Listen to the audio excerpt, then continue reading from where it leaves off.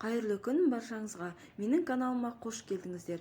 Бүгін сіздермен үй жағдайында өте тез дайындалатын сметанник пирогын дайындаймыз. Пирогтың қамырына қосатын заттар: ұн, құмшекер, сары май, жұмыртқа, қамыр қопсытқыш, тұз. Бірінші құрғақ массамызды дайындап аламыз.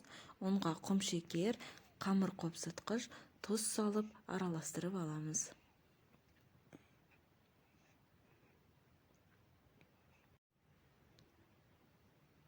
Үстінен бөлме температурасындағы сары майды саламыз. Және қолымыздың көмегімен ұн мен майды бір-біріне үкілеу арқылы крошка жасаймыз. Крошкамыз міне осындай болу керек. Үстінен жұмыртқаны салып, жұмсақ қамыр илейміз.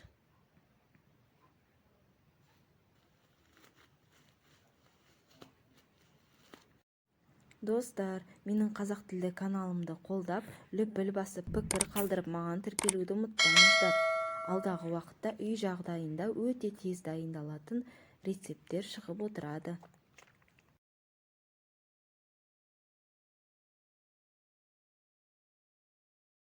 Мінекей біздің жүп-жұмсақ қамырымыз дайын болды. Енді осы қамырды екі бөлікке бөлеміз, үлкен және кіші. Үлкен бөлігін формамыздың астыңғы бөлігіне жабыстырып шығамыз. Қолмен басып отырып біркелкі қылып жабыстырамыз. Немесе оқтаумен жайып салсаңыз да болады. Қамырларыңыз тым жұмсақ болып кетсе, тоңазытқышта қатырып алсаңыздар болады.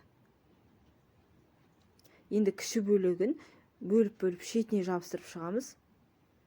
Шетіне де біркелкі қылып жабыстырған дұрыс, бір жері қалың, бір жері жұқа болып кетпес үшін.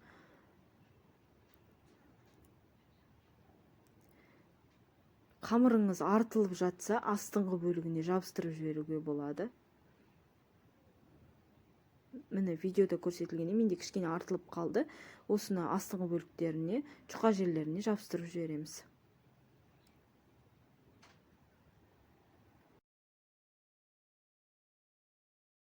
Енді пирогымыздың салмасын дайындаймыз. Таза ыдыс алып, қаймағымызды саламыз. 20% қаймақ қолданған дұрыс. Үстінен құмшекерді саламыз, ұнымызды саламыз, жұмыртқаны салып араластырамыз.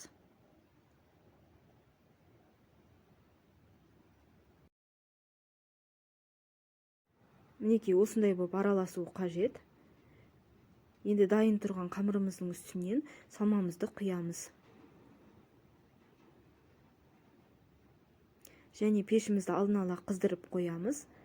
170-180 градуста 35-40 минутта пісіріп аламыз. Пирог дайын болды. Енді шетін пышақтың көмегімен жүргізіп өтеміз. Ыстық күйінде бірден жүргізген дұрыс болады. Егер суығаннан кейін жүргізетін болсаңыз, пирогымыз сынып кетуі мүмкін. Пирогты әбден суытамыз. Толыққанды суығаннан кейін бірақ кесеміз.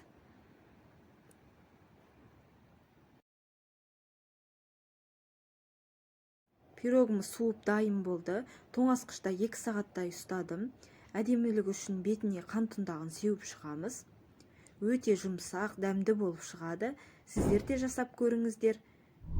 Видео ұнаса лүпіл басып, пікір қалдырып, маған тіркелуді ұмытпаңыздар.